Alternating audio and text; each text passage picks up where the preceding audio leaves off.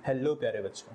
तो पिछले सेशन में मैंने आपको इंट्रोड्यूस करवाया था pair of linear equation in two variable से, और आपको बताया था कुछ बेसिक बातें मैथमेटिक्स के बारे में भी, और किस तरीके से एक रियल लाइफ प्रॉब्लम को हम मैथमेटिक्स की लैंग्वेज में डिनोट करते हैं, कन्वर्ट करते हैं। ये हमारा पहला ऑब्जेक्टिव था इस चैप्टर को पढ़ने का, जो हमने कवर कर लिया था, समझ लिया था। इस सेशन में हम बात करेंगे दूसरे ऑब्जेक्टिव की, यानी कि मैथमेटिक्स एज ए टूल की। तो without wasting any time, let's learn something.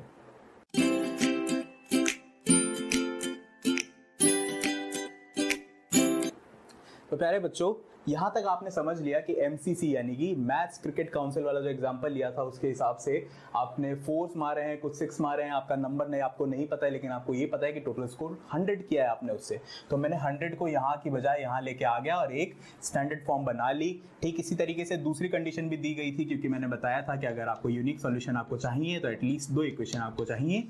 Equation 1 और इक्वेशन 2 आपको आ गई। मैथ्स का पहला ऑब्जेक्टिव यानी कि एज ए लैंग्वेज आपने कन्वर्ट कर लिया। दूसरा ऑब्जेक्टिव, उसको टूल की तरह यूज करके एक्स और वाई की वैल्यूज निकालना। तो इसके लिए हम पूरे चैप्टर में 2 मेथड पढ़ेंगे प्रोमिनेंटली। फर्स्ट मेथड होगा हमारा graphical method,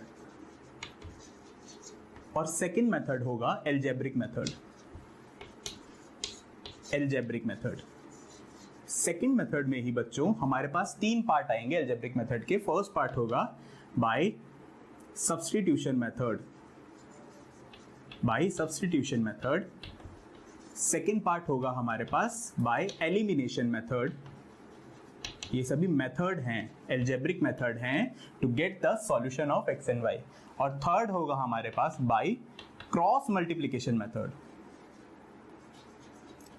cross multiplication method. तो हमारे पास मोटे मोटे तौर पे 2 सॉल्यूशन है। एक आप ग्राफिकल मेथड निकाल लीजिए, अलजेब्रिक मेथड से निकाल लीजिए। अलजेब्रिक में आपके पास 3 आ जाएंगे, सब्स्टिट्यूशन, एलिमिनेशन और क्रॉस मल्टीप्लिकेशन। इसके अंदर एलिमिनेशन ही मोस्ट प्रोमिनेंटली यूज होता है, बहुत ज्यादा। सब्स्टिट्यूशन उसके बाद, और सबसे कम क्रॉस मल्टीप्लिकेशन हम यूज करते हैं। इसके बाद भी हम कुछ ऐसी इक्वेशन देखेंगे जो कि पॉलिनोमियल नहीं होगी, जो कि आपको दिखने में लीनियर नहीं लग रही होगी, लेकिन हम उनको लीनियर में कन्वर्ट कर लेंगे, यानी कि कन्वर्टिबल इक्वेशंस। उनको लीनियर में कन्वर्ट कर लेंगे और उसके बाद हम उनका सॉल्यूशन निकालेंगे by using any of these 2 method. तो इस तरीके से ये हमारे पूरे चैप्टर की समरी है, लेआउट है कि हमें करना क्या है। अब मैं थोड़ा थोड़ा और डिस्कस कर लेता हूं कि इन मेथड्स के अंदर क्या है। ग्राफिकल मेथड के अंदर क्या चीज होगी बच्चों, आप देख रहे हो कि पूरे चैप्टर में हम लीनियर इक्वेशन की बात करेंगे।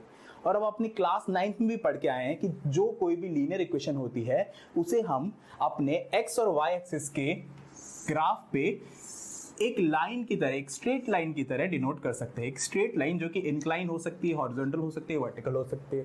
तो यही एग्जांपल अगर मैं देखूं 4x + 6y - 100, तो आपको पता है कि इसके मैंने आपको सॉल्यूशन भी बताए थे पिछले चैप्टर में, पिछले वाले सेशन में, कि अगर x की वैल्यू 1 होगी तो y की वैल्यू 16 होगी। ये मेरी x एक्सिस है, ये मेरी y एक्सिस है। x की वैल्यू 1 पे y की वैल्यू 16 और x की वैल्यू 10 पे y की वैल्यू 10। तो आप देखोगे कि ये मेरे 2 पॉइंट्स हैं, और इन पॉइंट से गुजरने वाली एक जो लाइन है, उसी लाइन को रिप्रेजेंट कर रही है ये मैथमेटिकल इक्वेशन।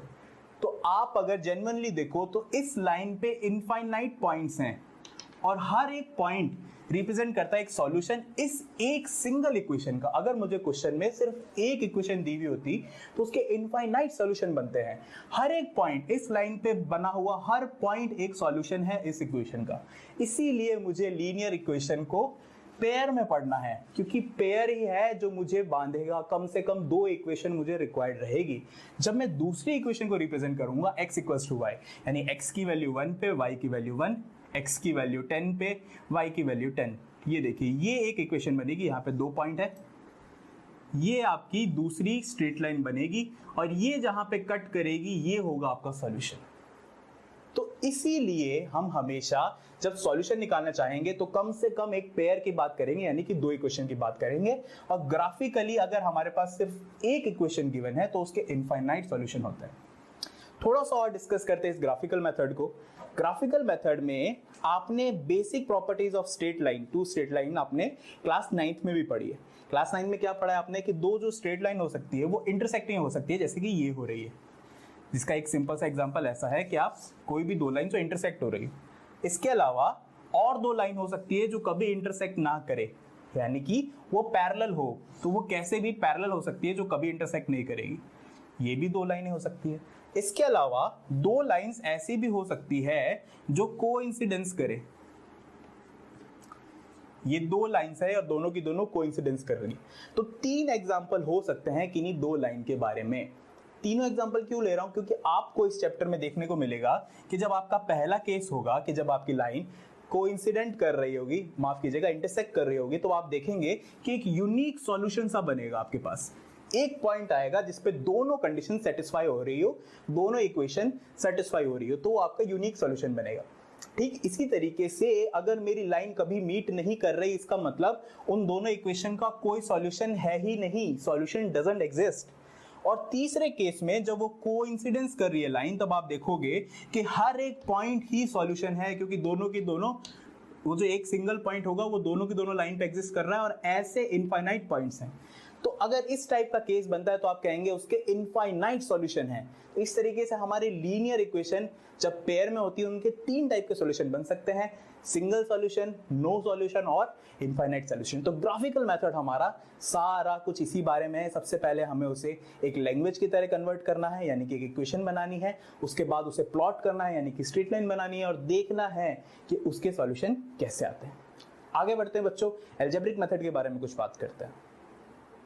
प्यारे बच्चों, ग्राफिकल मेथड के बाद बारी आती है अलजेब्रिक मेथड की, और अलजेब्रिक मेथड में तीन पार्ट थे, मैंने आपको बताया था। फर्स्ट वन जो देखते हैं सब्स्टिट्यूशन मेथड, कि सब्स्टिट्यूट कैसे करके हम इन दो इक्वेशन को सॉल्व कर सकते हैं। तो आपको क्या करना है, सबसे पहले किसी एक वेरिएबल को किसी दूसरे वेरिएबल के टर्म में किसी एक इक्वेशन को यूज करके लिख देना है। तो इक्वेशन नंबर 2 मेरे लिए थोड़ी सी ईजी है, उसमें मैं लिख सकता हूँ x minus y equals to, अगर 0 है तो अगर मैं y को उधर भेज दूं तो x इक्वल्स टू y होगा। ये मैंने किसी एक वेरिएबल को दूसरे वेरिएबल के टर्म में लिख दिया। अब सिंपली मुझे इस वेरिएबल की इस वैल्यू को सब्स्टिट्यूट करना है दूसरी इक्वेशन के अंदर। तो x की वैल्यू y सब्स्टिट्यूट करनी है आपको। तो आप देखेंगे कि x की वैल्यू y डाल दूंगा अगर मैं इस इक्वेशन में, तो 4y हो जाएगा। ये y तो एज इट इज पड़ा ही रहेगा 6y, और 100 को मैं उधर भेज देता हूँ 100। अब आप देखेंगे 4y plus 6y would be 10y, 100 implies y would be 10, और क्योंकि x equals to y है तो x भी equals to 10। तो सब्स्टिट्यूशन मेथड से हम इस तरीके से सॉल्यूशन निकाल सकते हैं। ठीक इसी तरीके से एलिमिनेशन मेथड की तरफ आते हैं। एलिमिनेशन मेथड में आपको क्या करना है कि आपको किसी एक वेरिएबल को टारगेट करके एलिमिनेट करना है, इन दोनों इक्वेशन को साइमल्टेनियसली यूज करके। कि आप सबसे पहले टारगेट कर लो कि आपको x को रिप्लेस करना है या y को रिप्लेस करना है, एलिमिनेट करना है। तो मैं चाहता हूं कि मैं x को एक बार एलिमिनेट करूं, तो मैं पहली इक्वेशन को एज इट इज लिख देता हूं, जो कि है 4x plus 6y minus 100 equals to 0। Second equation में मुझे x को एलिमिनेट करना है, तो मैं इसकी पूरी इक्वेशन को 4 से मल्टीप्लाई कर देता हूं, तो यहाँ पे 4x आ जाएगा। ठीक इसी तरीके से माइनस 4y आ जाएगा, इक्वल्स टू 0 आ जाएगा। अब मुझे अगर एलिमिनेट करना है x को, तो सिंपली इन दोनों इक्वेशन को सब्ट्रैक्ट कर देता हूं। सब्ट्रैक्ट करने पे प्लस का माइनस, माइनस का प्लस, ये तो एज इट इज रहेगा। आप देखेंगे कि x की टर्म एलिमिनेट हो गई, y की टर्म बची 10y, 100 as it is minus 100 आ गया, इक्वल्स टू 0। तो 10y would be equals to 100 and y would be equals to 100 upon 10, 10। तो y की वैल्यू 10 आ गई। आप किसी भी दोनों में से किसी भी एक इक्वेशन में उठा के y की वैल्यू 10 पुट कर दीजिए। x minus y equals to 0 को यूज कर लेता हूँ, x equals to y, that means x भी आ जाएगा 10। तो एलिमिनेशन मेथड कुछ इस तरीके से काम करता है। तीसरा तो मेथड है क्रॉस मल्टीप्लिकेशन मेथड। उस पूरे मेथड को हम आगे चैप्टर में डिराइव करेंगे, समझेंगे कि कैसे वो मेथड आया। मैं आपको शॉर्ट में यहाँ पे बता देता हूँ कि उसको यूज कैसे करना है। तो उस मेथड को यूज करने के लिए, क्रॉस मल्टीप्लिकेशन मेथड को यूज करने के लिए आपको सबसे पहले जो जरूरी चीज है कि आपको इक्वेशन को, दोनों इक्वेशन को स्टैंडर्ड फॉर्म में लिख के ले लेना है। स्टैंडर्ड फॉर्म मतलब जहां पे सारी की सारी टर्म्स, यानी कि x की, y की और कांस्टेंट की लेफ्ट हैंड साइड में रहेगी, राइट हैंड साइड में 0 रहेगा। ठीक है बच्चों, उसके बाद आपको क्या करना है, सबसे पहले x y और 1 ऐसे 3 ग्रुप बना देने हैं, और इन ग्रुप्स के नीचे नंबर लिखने हैं। कौन सा नंबर लिखना है, x के नीचे सबसे पहले लेफ्ट हैंड साइड से स्टार्ट करेंगे, y के कोएफिशिएंट लिखते हुए चलेंगे। सबसे पहला y का कोएफिशिएंट है 6, प्लस का 6, तो आपको 6 लिख देना है सिर्फ। उसके बाद आप दूसरे इक्वेशन में देखेंगे y का कोएफिशिएंट है -1, तो आपको -1 लिख देना है। इस तरीके से मेरा एक कॉलम बन गया। अब दूसरा कॉलम जो आएगा x और y के बीच में आएगा, उसमें क्या लिखना है, आपने y के कोएफिशिएंट लिख दिया, आप कांस्टेंट टर्म लिखिए। तो सबसे पहली इक्वेशन में कांस्टेंट टर्म है -100, दूसरी इक्वेशन में आप देखेंगे कि कोई कांस्टेंट टर्म नहीं है, दैट मींस उसकी वैल्यू 0 है, कांस्टेंट टर्म की वैल्यू है 0। दूसरी इक्वेशन में। उसके बाद आपको आगे बढ़ना है, आगे कोई टर्म नहीं, यानी कि फिर से स्टार्टिंग से स्टार्ट करना है, x की टर्म से लिखना है। तो x का कोएफिशिएंट है सबसे पहले 4। अब जो तीसरा कॉलम आ रहा है मेरा y और 1 के बीच में आ रहा है 4 के बाद क्या है, x का कोएफिशिएंट 1। उसके बाद आगे बढ़ते हैं तो मेरे पास y की दोबारा से रिपीट हो जाएगी, यानी कि ये वाला कॉलम मेरा दोबारा से रिपीट हो जाएगा। तो आपके पास 4 कॉलम बनने वाले हैं, पहला y के कोएफिशिएंट का, दूसरा कांस्टेंट के कोएफिशिएंट का, तीसरा x के कोएफिशिएंट का, और फोर्थ वाला रिपीट हो जाएगा पहले वाले। अब आपको करना है इनका क्रॉस मल्टीप्लिकेशन और मल्टीप्लाई करना है, सबट्रैक्ट करना है आपस में। और इसको लिखने का एक खास तरीका है, कैसे लिखते हैं, सबसे पहले x लिखेंगे, x divide by this multiply minus this multiply. तो 6 माइनस 0 मल्टीप्लाई होकर बनेगा 0, माइनस करना है उसमें से क्या, इन दोनों का मल्टीप्लिकेशन। तो -100 इंटू -1 प्लस का 100। फिर उसके बाद क्या लिखना है, y को लिखना है y, ठीक इसी तरीके से आगे लिखना है 1 को।